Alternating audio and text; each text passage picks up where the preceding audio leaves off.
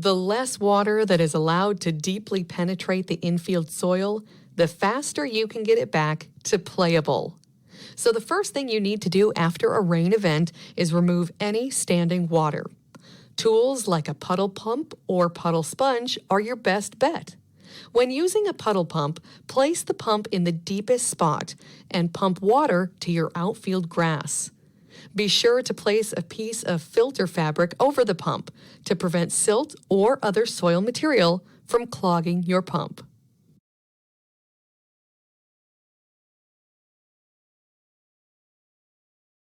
Just use a big sponge to remove water from your infield. Sounds too simple, right? But it works.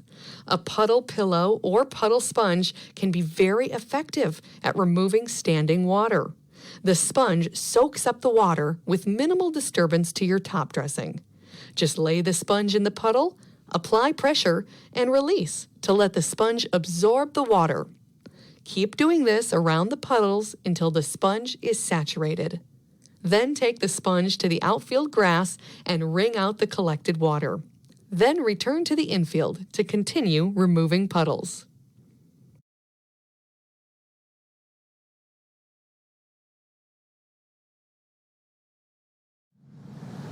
One of the first orders of business after a rain has occurred and you're trying to recoup this and get it ready for game time is get the excess water off here. Now, the wrong thing to do is come out here with brooms, obviously. So what are the right tools to use?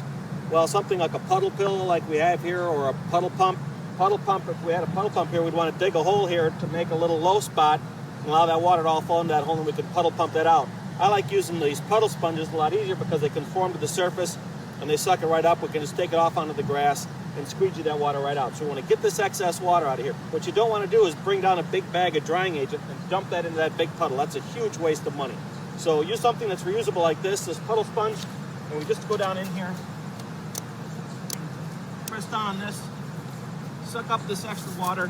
You can see it works really quick actually. Once you get the sponge wet, it really absorbs and pulls up that water really quick. And I can go in here into my footprints and pull up all this. And now I've got the excess water out of here. We'll come out and bring this out.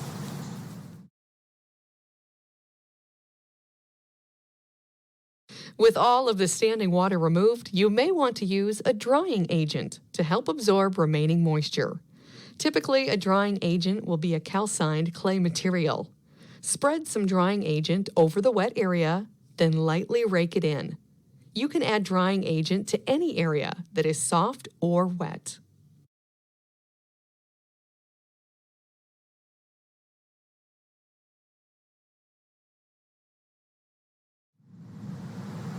All right, so we're going to use a drying agent now in this infield to take care of some of these extra wet spots.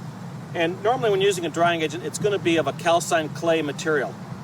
There might be different gradations like you see here. This finer material is actually called a drying agent because it's very fine. It exposes more of the surface area of the clay, resulting in a very quick pickup of water. The coarser grade here is what's called a professional grade, and typically is used as a top dressing. And for me, my preference is to use this gradation for a drying agent because this better matches the size and gradation of my normal top dressing on my infield. So I prefer to use this. But generally, it's a groundskeeper preference whether they want to use the finer material or the coarser material. They both work very well at absorbing water. They have great capillary action, so they really suck that water up very quickly once they get on the surface. Okay, so the only place that I'm typically going to use drying agent is where it's really soft from the excess water sitting there. Now we've already sponged the excess water up, so now I just want to get the remainder of this surface water off so it doesn't affect the soil deeper down. So all I'm going to do is take my top dressing here and almost like feeding chickens, I'm just going to kind of spray this out and just put a nice skin coat on it. And you can see fairly quickly by the change of the color how it starts absorbing some of that excess water.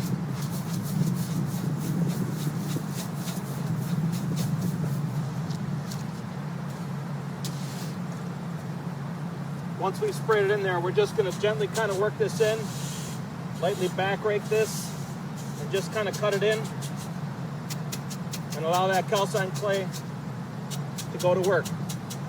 We'll give that some time to pull that moisture out of that soil And as it does that, that soil will firm up, and we'll come back and agitate this a little bit more and move it around, allow the air to get to it and dry it out.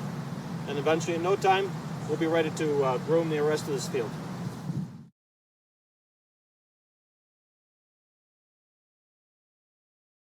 When your infield is still somewhat soft, but only leaving slight foot impressions, you will want to scarify the wet areas by hand to allow them to open up and breathe. You don't want to bring a tractor onto the field to nail drag.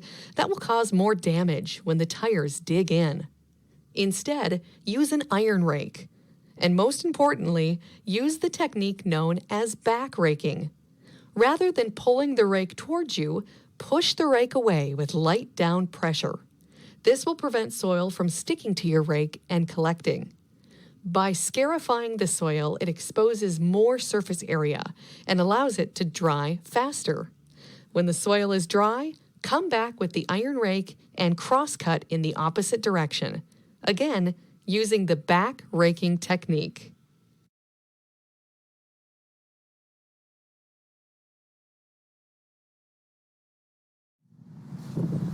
Okay, so it looks like that our infield is getting firm enough we can walk on it. We're not leaving a lot of deep depressions, and we're kind of in a hurry to get this field dried out. We've got games coming up fairly shortly. We want to open it up to dry it out.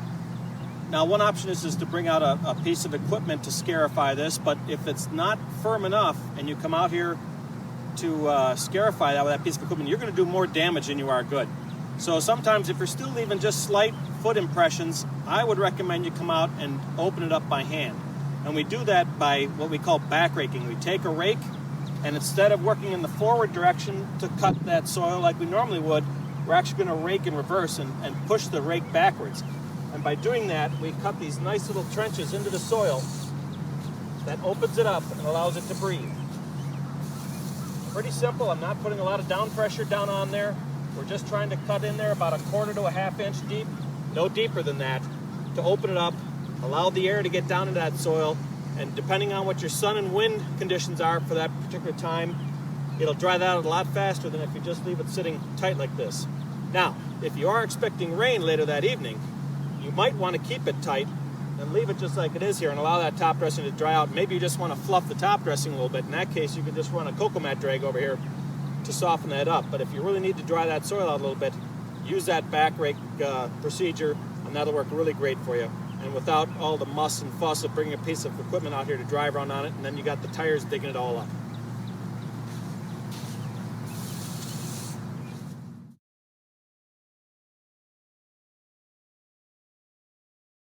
When the infield soil has dried sufficiently, you can finish grooming with a cocoa mat or steel mat drag. If the ground is still a bit damp, you may want to use hand drags rather than a tractor. If you come across some areas that are a little wet, you should apply more drying agent.